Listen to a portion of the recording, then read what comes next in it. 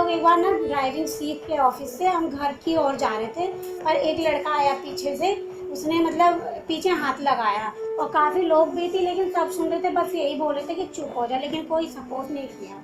जब मैं आगरा जाता हूँ तो मैंने बस स्टैंड पे हम लोग रहते हैं, वहाँ पे मतलब बस वाले गलत गलत काम करते हैं और धमकाते हैं कि अगर तू हमारे साथ नहीं सोएगा, गलत काम नहीं करेगा, हम तेरे को बस स्टैंड से भगा देंगे।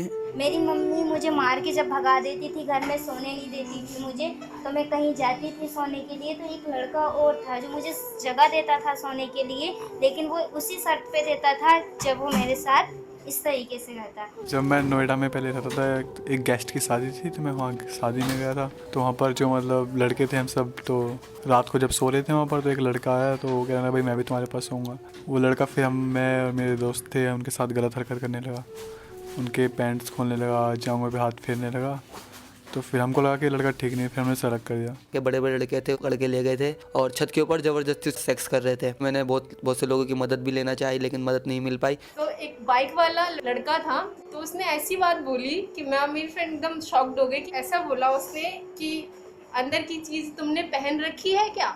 यार लड़की होना इतना बुरा है कि मतलब कोई भी कुछ भी पूछ के चला जाता है। कि ये था कि एक बार मैं मतलब रास्ते से जा रही थी, तो एक लड़का स्कूटी लेके साइड में खड़ा हुआ था, तो उसने बोला कि मैम एक मिनट आपसे बात करनी। मैं चल रही हूँ और उसकी स्कूटी मेरे साथ साथ, तो मतलब वो मैं इतना डर गई कि मतलब वो मेरे साथ आ गया। हो सकता है कि अगर मैं उसको मना कर दूँ तो वो मेरे ऊपर कुछ डाल दे या मुझे कुछ कर दे।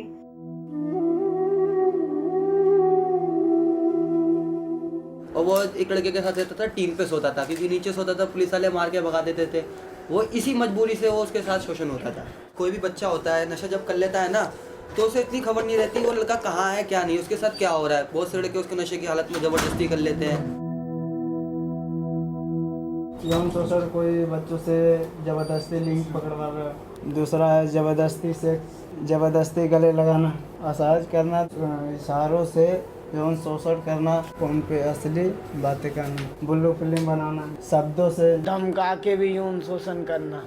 यौन हिंसा पुरुषों द्वारा किया जाता है, महिलाएं भी होती हैं कुछ, कि हमारे घर के रिश्तेदार, पड़ोसी, जहाँ हम काम करते हैं, पीछा करना, अपशब्द बोलना, अपशब्द मतलब गंदा बोलना, शरीर को किसी गलत तरीके से छूना।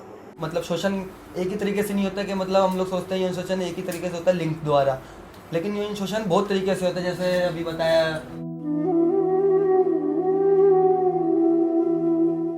ये यौन शोषण हमारे लिए इतना खराबी कर देगा, आगे जो पीढ़ी आएगी उसके लिए भी बहुत खराबी है। तो हम चाहते हैं कि कोई यूएनजीओ और कोई हेल्पलाइन या पुलिस वाले लोग भाई जो भी हैं, इसको अगर यहीं से ख़त्म करेंगे तो ये आगे की पीढ़ी के लिए बहुत अच्छा होएगा। हर लड़की को सेल्फ डिफेंस सीखना चाहिए। आज की डेट में अगर हम देखें तो जितने भी एरिया हैं, अगर एक तो नुक्कड़ नाटक करवाएं और एक जो महीने पे या 3 महीने पे एक बार ऐसा मतलब कुछ करें कि मतलब वहाँ की जो लड़कियाँ हैं, जो औरतें, महिलाएं प्लस आदमी को भी लेके वो अवेयर हो इस सब चीज़ों से। जो उनके साथ बच्चों के साथ गलत काम हो रहा है वो ना होए, और जो ये करते हैं वो प्लीज़ सुधर जाए। और स्कूल्स में इनके लिए सब्जेक्ट होना चाहिए कि मतलब इसके बारे में पढ़ाया जाए सभी को, जब ये चीज़ें कम होंगी। जब भी हम लोग अगर एक साथ जागरूक हो पाएंगे, इस चीज़ को समझ पाएंगे कि ये छोटी बात नहीं है, बहुत गंभीर बात है, तो इसको हम लोग अगर अपनी सोच में लेंगे तो वो रुक सकता है। किसी भी चीज़ को अगर ठीक करनी है तो हमें उसकी जड़ तक जाना पड़ेगा। हमें उन सब लड़कियों के पास जाना होगा जो लड़कियाँ इस चीज़ से अभी पीछे हैं, या फिर हमें ये सारी जो बातें हैं, ये जो हम इस बंद कमरे में कर रहे हैं, इस बंद कमरे में ना करते हुए हम सबके सामने ये बात रखें और पूरे जिसमें लड़का लड़की सब सुनने वाले हों कि अगर गलत होता है तो आवाज़ उठानी है।